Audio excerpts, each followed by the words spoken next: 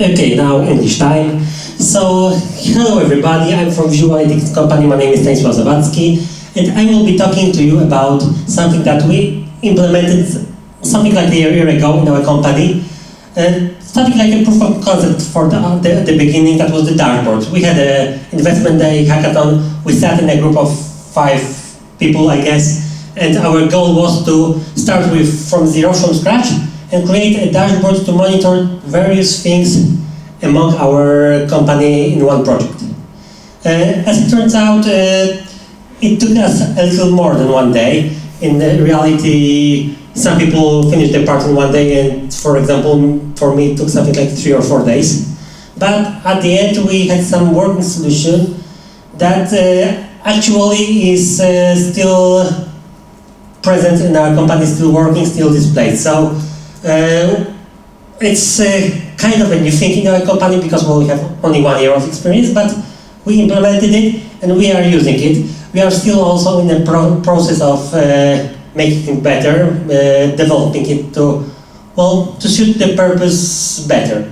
For now we have some state, but during this time we discovered some things that I think could be useful for anybody who would like to monitor things, who would like to, have dashboard of your own project, and as the topic says, your life, because, as I dug into this project, I figured out that, I could use it for my private purposes, so I created dashboard not for a project, not for IT project, but for my life.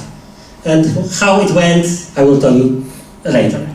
So, okay, here is a short agenda. What are we going to do? First, I will try to tell why do we want to monitor things. So what are the benefits of making some work to make this code, and to prepare the environment and all. Will it really benefit us? The second is what should we monitor? Because we can monitor almost everything. So we have to figure out which things are necessary, which things are useful, and which are not really necessary and could be skipped. And what are the problems? When you're doing something, you will encounter problems sooner or later, bigger or smaller, but there are some. Here are usually something that went from our experience, what we had in visuality, what problems we had, how we solved it, so something like this. And maybe somebody don't have such problems. But some of the problems are not of computer nature, but of the how human work, how a society works. So these ones are hard to omit, but we can try. Okay, and the last part, how to do this the best way, as for my knowledge today. So I won't say that it's bulletproof 100% scientific knowledge, but something that during the last 10 months we think are useful, that did their job, and which I didn't.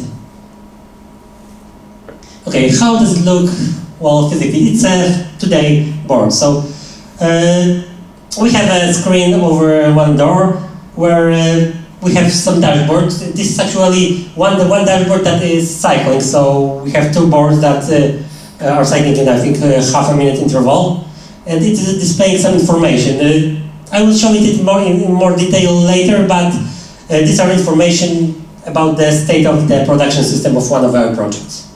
And it shows, the first thing that I think you will recognize here are the colors. So people are, experiencing the world with their eyes mostly. So if they see colors, they see if something is good or bad.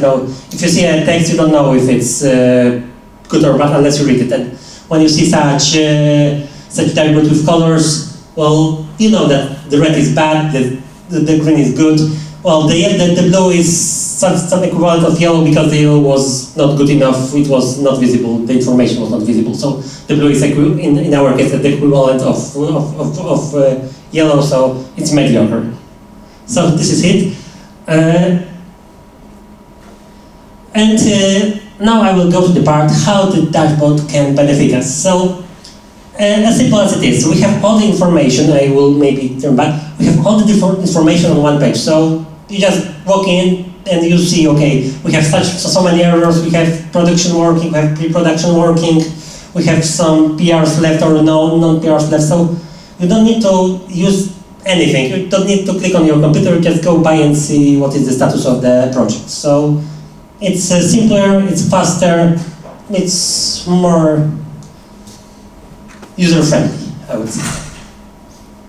Second thing, monitoring the daily routines. So, okay, everybody in the company has some daily, almost everybody has some daily routines at the company. So they have to, I don't know, check the emails, log to report what they did, well, push some code, have some commits. So you can track what people are actually doing daily, if they did it or if they didn't do it. In our case, it would be like we are having each daily Geekbox stand-ups on Slack channel, so we are monitoring and the board is saying, well, if we did it or not, if we forgot to do it. Quick error realization. So errors happen on production, on pre-production, everywhere when we need to track the errors very carefully. They happen. No matter how good the code is, something will go down.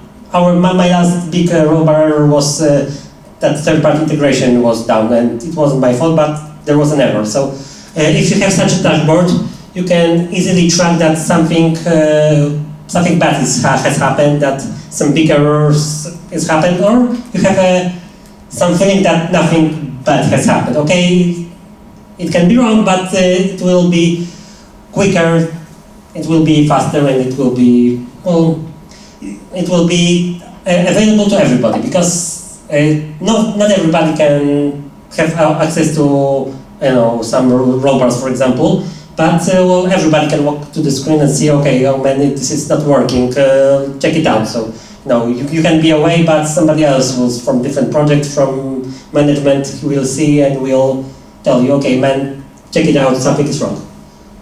Okay, with this also, it's very easy to track progress and delay.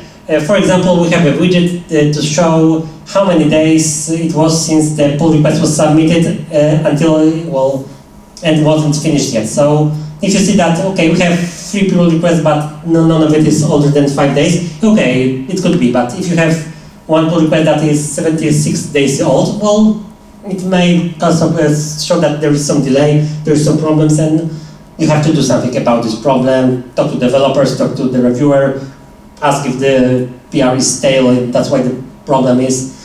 Well, it's when you are looking at GitHub pull requests, you would have to look for this information. You would have to dig deeper and check, okay, this pull request we have, and its timestamp is from 76 days, or it's 70 days, I don't know. And then, well, it's more complex. Now you just have, I will show you, we have here it's the dashboard that, well, we're tracking where, how many PRs we have left.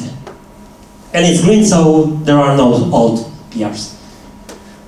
Okay, and self-enforcing discipline, it's mostly for developers. So sometimes you see that something is not going well, sometimes you think that things are going well, but with this you can be more objective about yourself. Well, if the computer says that your productivity is slightly low, then probably it is. Of course, computer can also go wrong because the human were creating this computer, this algorithm, but you may be more organized. It also, of course, depends on what you are tracking, because, I don't know, you can have an app that is tracking if you make a 5-kilometer run every day, and you are logging that you are making 5 kilometers run every day to some, I don't know, we have many systems that track this. And then you will see, okay, this week I made 7 kilometers only during the whole week, so something I'm slacking and something is not right. So you see that for yourself that, well, you have to make it up, you have to organize yourself better and try to catch up to this. So it also can affect an individual person to boost their organization discipline or, well, okay, this is more how our company widget looks. So here, okay, is some example. We have, for example, health check widget. It just shows that project is working or not. The website is down or not. It won't show that there aren't many mistakes or problems, but it will show that if you ping the site, it will return to 200 status. So it's not completely broken. So it's of course very important. Airbag errors, well, how many errors are in the system? I will talk about it more later. And here we have, for example, this pie chart. It was actually what I was doing for 3 or 4 days. It is a Java integration. So we take the current sprint and we check how many points are in which categories of well, we have 4 categories, yeah. Not started, in progress, in review, and finished. So yeah, we count how many points for each category. It was kind of complex because here we have 4 categories, but in reality, in Java we had much more scenarios, and it was kind of scary also. And this is also something I will tell you about later. And this is something that you saw on the picture before. So this is, I call it like a system dashboard. So we see if the system if the system is working and how the system is working with one additional widget of stand-ups. So we will check if the production is up, if the pre-production is up, when was the last deploy on both servers, if we have pull requests, and so on, and if somebody made a stand-up on Slack.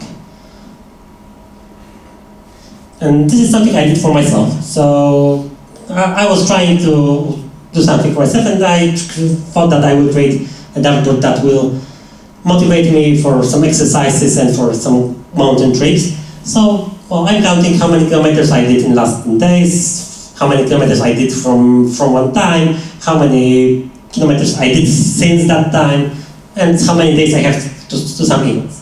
So, and I'm actually still using it because, well, it's easier for me to check here. Okay, I made so little kilometers. I have to, well, move my ass, and then to think, okay, I was running 2 days ago or 3 years ago. Oh, I don't remember. So I actually kind of used. Okay, I'm really far behind on my schedule, as my 2 kids are, well, making a whole lot of me. But but I use it. Yeah, I use it. Okay, so now I will come to who can benefit from having this dashboard. And I think that almost everybody in the project can benefit. Project manager is, I think, the most obvious choice, but I think also developers and company board can also take something from it. With clients, I think it's discussion if we should really tell the client about it. But of course, if the client comes to the office, he will see this. So, and if he sees this, he will ask if he can have access to it. So I will talk about it also a little. Okay, so what are the benefits to PMs? Well, it gives him, of course, it also depends most on the type of the information that we are showing, because you can show plenty of information, and on the information that we're displaying depends who will benefit the most. But in the usual case, because I think that what we created was kind of typical thing to track, that gives the PM better control over the entire project. He knows how the developers are doing, how the task, how the sprint is going. So, yeah, if he sees that we are one week into the sprint and all the tasks are red or in progress, well, he sees that there is some problem. And if he sees that all are done and we have 3 days left, well, maybe we should estimate less, or we should take more tasks to the sprint. So it can give him an insight how the project is working. Also the problem things. As he is the guy who will talk to the client when the problem happens, it is very good that he will know about the problem as soon as he can. Yeah, it's the second point. The second is also almost the same. Okay, where can develop benefit on it? Well, it's kind of the thing that I talk about, the discipline. So they have better control of what they are doing. They have better control of what are the status of the task, and they have better control of what the coworkers are doing. Because, well, we usually don't work on a one-person project. We usually have few at least people, and sometimes we have people that are on the other side of the country or continent or the world. So well, we can of course we talk on Slack, we talk on emails, we talk somewhere else, but this information also gives some benefit. That I know. Okay, I know. I have a widget that shows the calendar if everybody is in the office. For example, we don't have such, but you can create, and then you will see. Okay, now I have to be careful because my other coworker from the team is now have 2 weeks off, so nobody will be able to check my pull request, and I have to talk about somebody to somebody about this. So it also gives a better control to the developer. And also it gives this positive and negative motivation. So if they see that everything is going good, well, it brings up the motivation. If they see that everything is going bad, well, maybe it's time to sit harder and to do his work better, or to find help in somebody, to talk to somebody who can help and figure out what the problem is. Because sometimes the negative motivation is not the developer problem, not some other things that caused it. So this gives us better insight on how the project is doing. With company boards, well, they work on the higher level than the project. They look at the entirety of the company. They see how the whole company with some few projects or split to one project that is split in few groups doing. So with the dashboards, if for example we have few dashboards with the same metrics, but for different projects, they can compare how the tasks are estimated, how the tasks are created, how many problems are in one project and how many problems are in another. So it gives them better insight on how to handle the manpower, maybe assign more developers to one project, maybe assign some better experienced developer to one project, or maybe tell that this project is well ahead from the plan, so we can let developers chill out a bit. So yes, well, I'm not in the company board, so I'm not speaking for myself, but I think that the tracker here will agree with most of it. So yeah, okay, the last one, the company looks more professional. If it's working, the client is coming to the office and they see the new shiny TV screens with flashy widgets. Okay, it looks like an American movie, but it's kind of bringing the eye to it. And what with the client?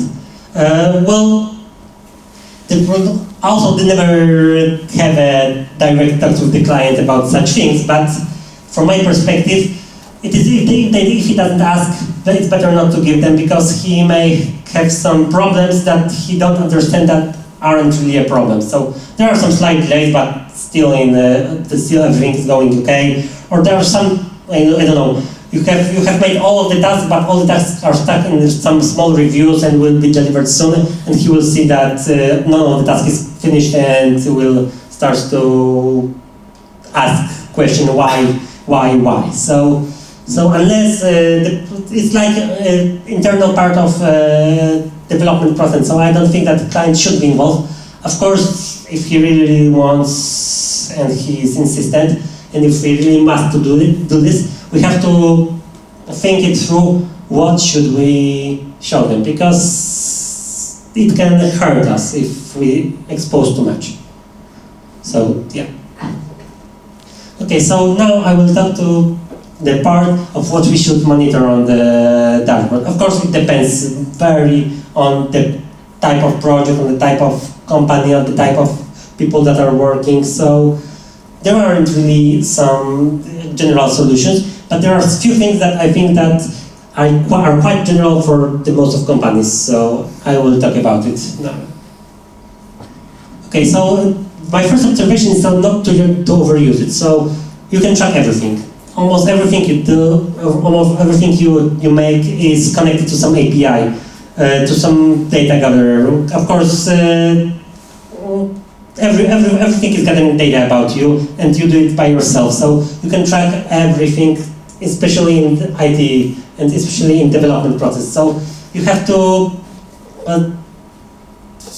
figure out where to stop, because you can measure everything, but you won't benefit from measuring everything. And if you have too much, then you will you will lose the most important information. And, or for example, you will lose the consistency of the board. So you will have information from many different subjects on one board, and you will, it will get chaotic.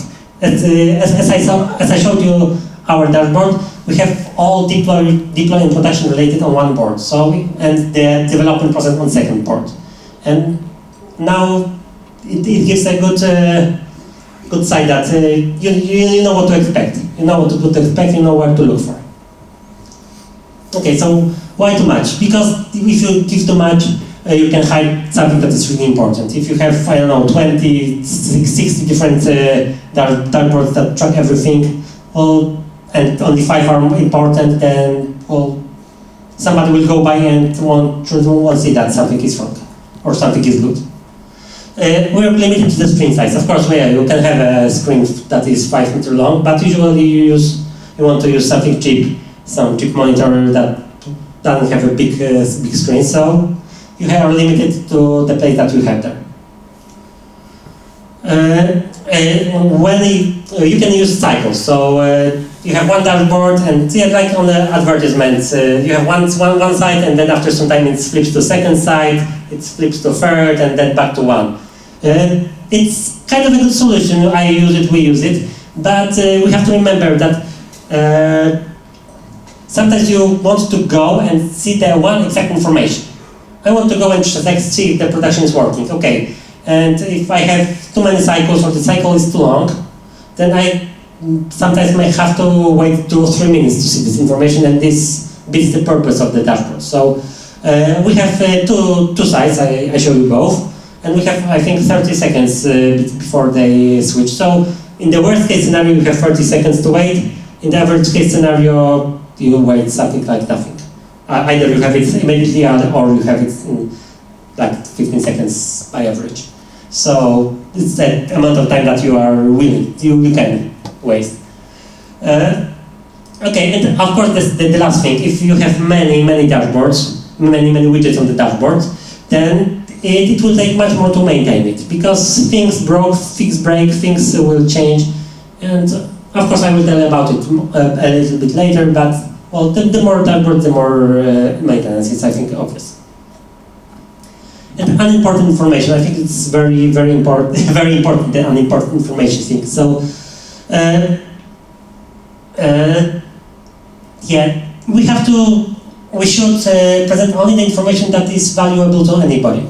Because if nobody uses it, then what's the deal? What's the well? It is empty. It could be well. It doesn't have to be there.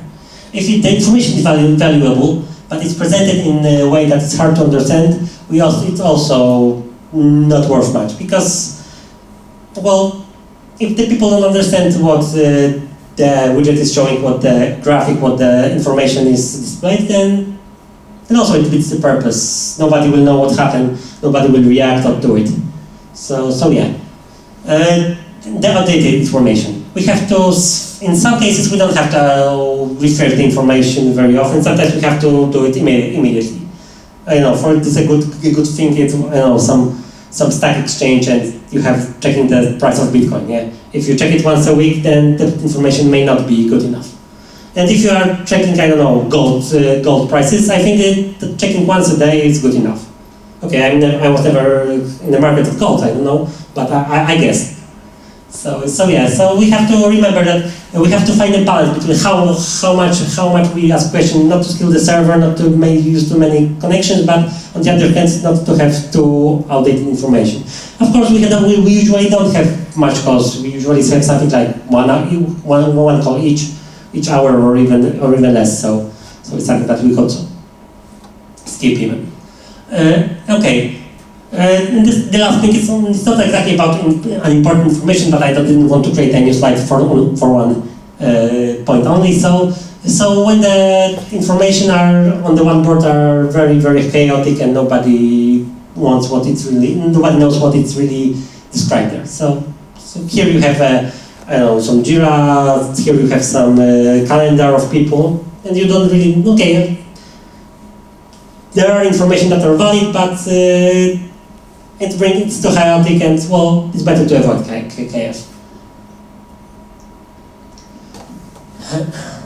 Okay, and some other important issues that are, in my opinion, very important. So, the most important thing for me is that, check that the information you are getting are actually correct.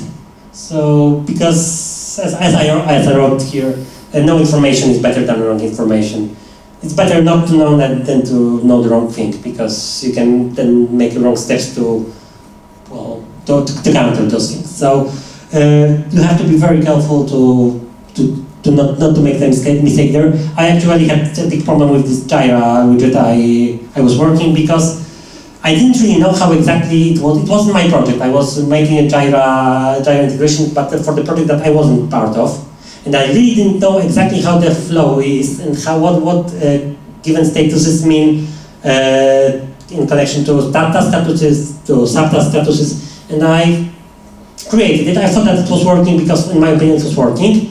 And after 2 days, I was talking to the project manager of this project, and he said that something is not yes, that something is wrong, and that this is not working. And then we had to see it. We sat for something like 2 hours, and then I figured out how it should exactly look like. So then I had to rewrite it from the beginning almost. And only after some time spent, it was actually working correctly. And it was finally giving the valuable information to both project manager and developer. Okay, make sure the information is up to date. Okay, I already talked about it. And to present the outcome in a more precise way. This is something that I think that we could work a little bit on our side, but okay, there are some other things that we could work, we are aware of it, we just don't have that much free time. Well, the information is one thing, but making the information as more readable and as more user-friendly as possible is the other thing. Because, people are, when they are using the site, they will catch things very quickly if it's presented in a good way, and will have problems if it's not presented in a good way. So you can use many different type of animation. You can use charts, you can use graphic animation, moving animations, you can use tables, whichever is best for this type of data. But you should think which type of presentation is better for this type of data, this type of component. Okay, and showing the trend is something that we actually don't do, and we probably should think about it. Because, okay, I will show it on the, later. We have 27 errors. Is it good or is it bad? You don't know, because you don't know how many it was a week ago. If a week ago it was 120, then it's very good, because you have 90 more or less. But if yesterday it was 1, okay, then we have a problem. So showing only the value is not good enough. Because this value is something that only people working in this project precisely know how valuable is this value. But with the trend, it's something more that is telling us much more. So yeah, if we see that the average time of the PR is increasing, then maybe we should tell the team that they should work on PRs more. But if you see that the time is decreasing, then even though when the time is still big but it's decreasing, then maybe you don't have to do this because it's already happening. Or you don't have to tell people to make it more often because they are already doing it more often. So the trend is important. Okay, so what should I monitor? In my opinion, it's basically, I wrote here, so what we are using. So the part one, information about the instances that we care. So we monitor a production instance, pre-production instance, or something like this. Staging is something that we usually don't, but if you want, why not? You can monitor the errors because it's usually very important. You can monitor resource usage if the project requires you, because sometimes you don't really, you know that it won't be a problem. About the deployment process, so how the development team is doing, so sprints, pull requests, deployments, developers routine, whatever floats your boat. You can think, you can track, I don't know, how many lines of code the developer wrote today. Of course, I don't recommend it, but you can. Okay, and other information that you have that have value for your team, because projects differ. And it depends on what you are doing, and depends on on the type of the project, on the domain of the project. So everything that has some access to API that you can provide data or fetch data, then you can show it if it's valid to you. Okay, now I will talk a bit about the problems that we encountered during the process and the problems that we encountered after. Because basically we were doing the dashboard late summer last year, and from that we really don't much changed it, and it's both for the company dashboard and my private. And now after almost a year, we see how many things broke, or how many things didn't go as planned, or how many things worked but weren't exactly used. So yeah. Okay, difficulties for creating. Okay, dashboard usually means that you have to fetch data from somewhere, because without it, it doesn't make sense. And fetching data from somewhere means all the problems we know from third-party integrations.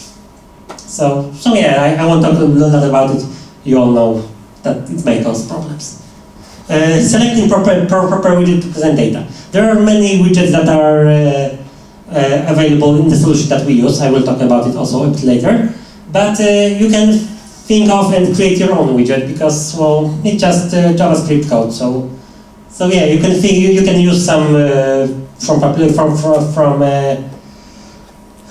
community that have created such as the open source. You can create your own, but you have to decide which one should you use. Of course, in most cases you will use the simple one, because it takes the fewer time, less time to implement. Sometimes it's very simple to make one widget, like half an hour to make one widget. But if you are creating your own component, then it's rather hours or days. So we have to find a balance between how many time you want to spend on creating that one and how much it will benefit you. Because of course, the problem is that clients don't pay for dashboards. Clients pay for the product. So if it benefits your product, it's good. But how much it benefits the product, how much it benefits the company, because it can benefit the company in general. But you don't have. You rather shouldn't spend too much time, because it's not a project that client is paying for. Okay, validating the data. Okay, so that's the thing that I was talking about about this Jira integration. So you have to make sure that the data you are fetching from this third-party API are the data that you actually want, and the data that you actually understood that is needed. Okay, of course, sometimes you have some system, you have some API, but the API, the gem for this API isn't completed, so you have to expand this gem to make it fulfill your needs. It happened to me. And sometimes you have to use a proxy service. It was mine actually, because I'm gathering data from this watch, and this watch is it's a watch that has a integration with this MovScont site, but the MovScont site doesn't have a public API, so I need to transfer it to Strava, and then from Strava actually I can import to the dashboard. So sometimes you have to make some extra steps or some other things that are required. And there is also one question: what should you do when there is no data? The connection broke, the third party is down. What should you do? You have to think it. If you should leave blank, or you should have a big red no connection sign. It's up to you, of course, but think about it. Okay, and now it's the part of difficulty what using. So, what were the problems that went after some time? Okay, so it was, for example, for me. I was monitoring my private project, and I had it on one server, but then moved it to the other server. And then I have to, if I wanted to maintain this dashboard, I would have to write the integration from the scratch, because it's different solution, different APIs. So yeah. Okay, for example, sometimes the API doesn't change, but the data source changed so much that the current widget is not suitable enough. Let's imagine this Jira pie chart, and let's imagine that we have to track 7 more states. Then the pie chart, I don't know, maybe will be good enough, maybe not, but you have to think if it would be proper way to present data then. And if we have 20 more, then it's most likely wouldn't be proper way to show it. So this is one of the risks. Okay, this about not knowing is actually something that is about humans. So as I talk about errors, you have 27 errors. Is it good or is it bad? Of course, in the ideal world we want to have 0 errors, but in reality sometimes we know that there are errors that are not harmful at all, but we still know, okay, we have a red widget with a big number on it, but in our world we know that it's not harmful, and we may get confused for example, in different projects, that this number is harmful. So it's a human thing. And the second thing is getting used to negative output. So if something isn't very good, so I don't know, there is a long time waiting for pull request or long time, lots of errors, then after a week or 2 or a month, it doesn't really care. Because, well, it was like this, it is like this, and, well, unless something drastic is happening, it won't change, so you get used to it and you stop even looking at it.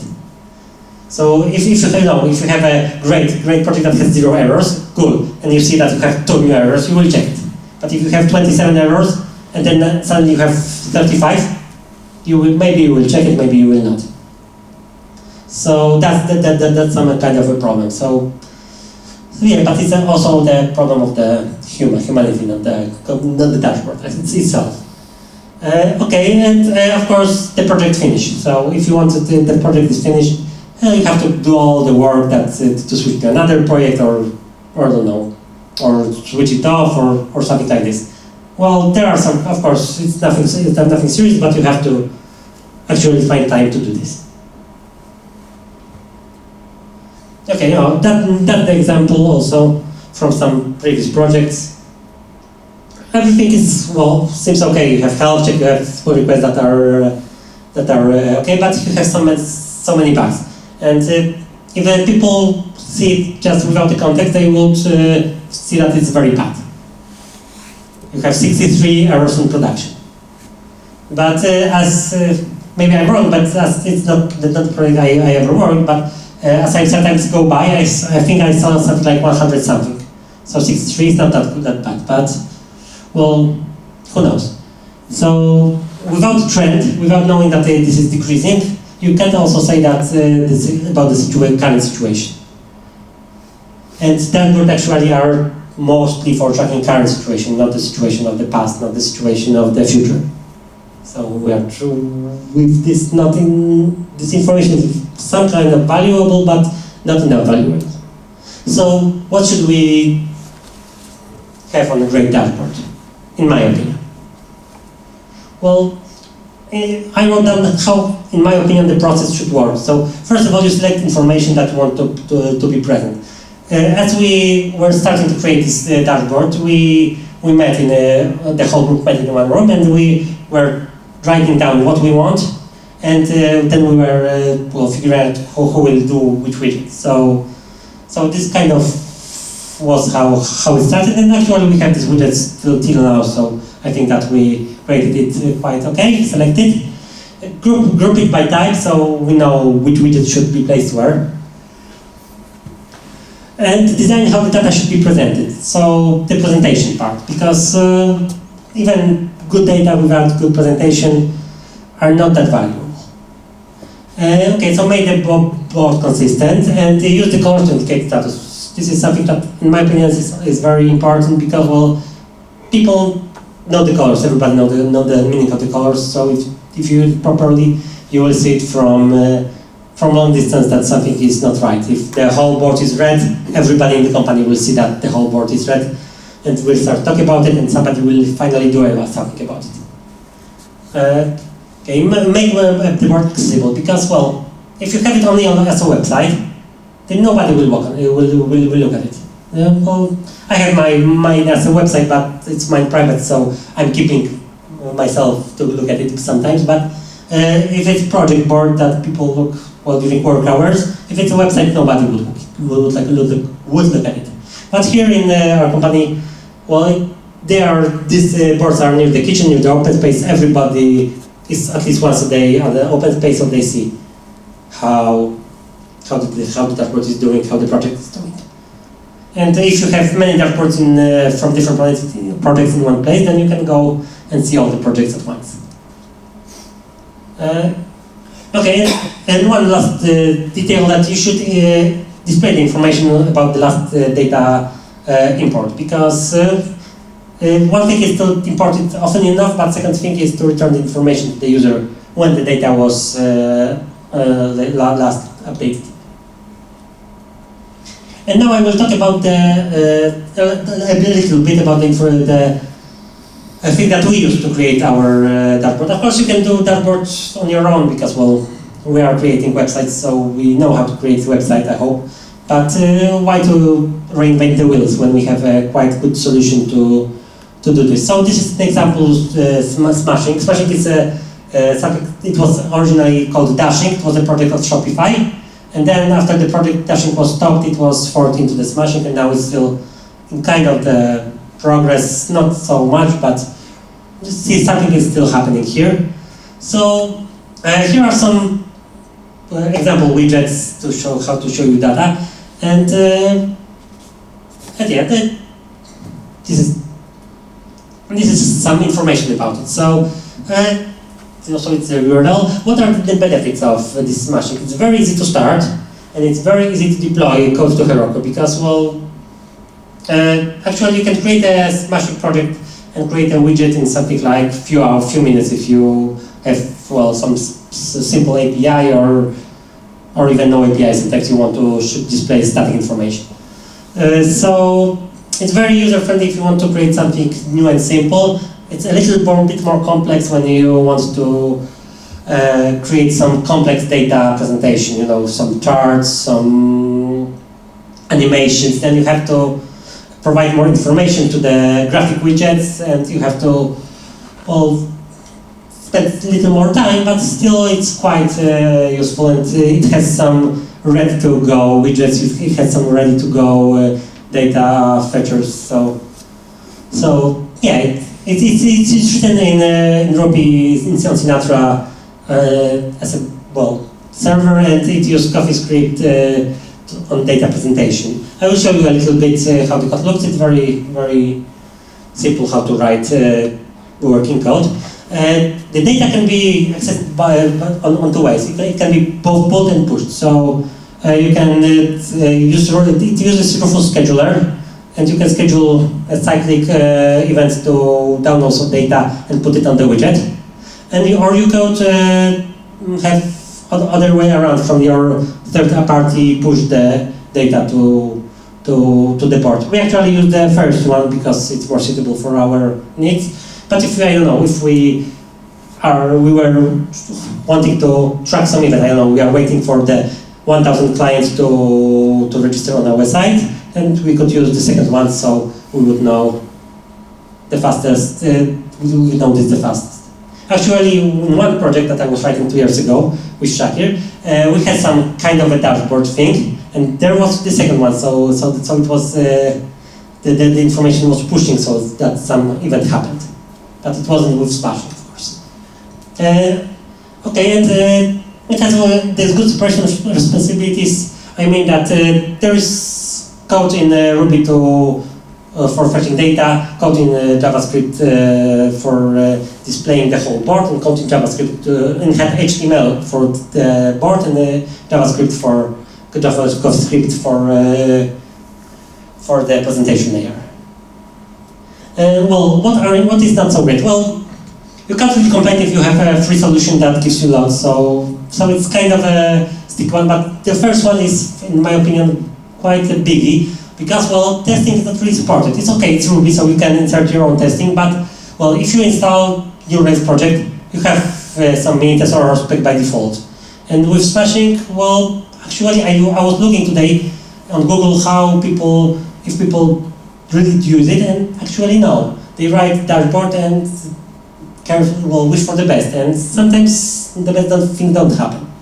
So if you want to have a really reliable dashboard with testing, well, there aren't really Ruby alternatives, so maybe you can use some other alternatives. I wasn't looking, but or you should take some time and implement testing add testing to this. Of course, it's just a code, so you can manipulate it the way you want, but it's not like in Rails that you can, in your project, you can write the first test in 5 minutes.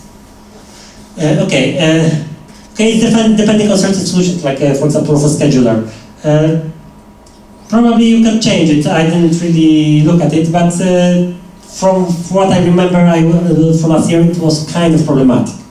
It had some standards and it's working okay, so not really a problem.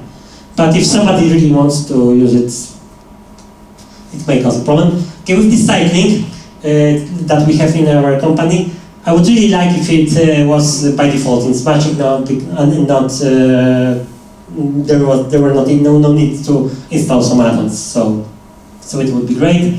And there's one thing that actually this widget windows could be moved anytime, so it doesn't matter how you put it, so because you can move it, but it's kind of a bollocks because, well, you have it on the screen, you cannot move things on the screen with the finger, so it seems very nice on the presentation, well, if you are looking at the website, but it doesn't really matter.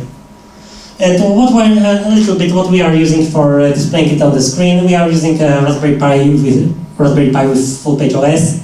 It is just displays the browser in the full screen, and we are displaying the application because the application is deployed on Heroku very easily. So we put it on Heroku and then started from this Raspberry Pi. And I think this is all I wanted to say. So thank you all for listening. And if you have any questions, I would be glad to answer. I've